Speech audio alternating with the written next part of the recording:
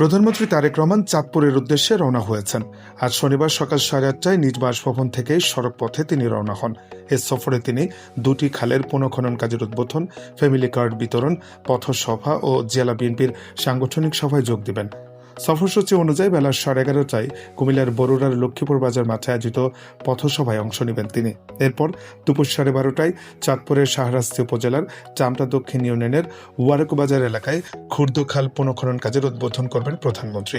পরে দুপুর 1:45 তিনি চাঁদপুর সদর উপজেলার শাহ মাহমুদপুর ইউনিয়নের কুমারযুগী গ্রামের ঘুষের খাত সংলগ্ন বিশ্ব খাল পুনঃখনন অনুষ্ঠানে যোগ দেবেন এবং তা উদ্বোধন করবেন।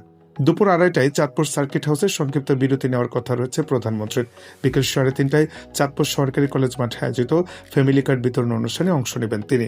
পরে বিকেল 5টায় তিনি চাঁদপুর ক্লাবে আয়োজিত জেলা বিএনপির সাংগঠনিক সভায় যোগ দেবেন। সন্ধ্যা 6:30টায় সড়কপথে ঢাকার উদ্দেশ্যে রওনা হওয়ার মধ্য দিয়ে এ সফর শেষ করবেন প্রধানমন্ত্রী।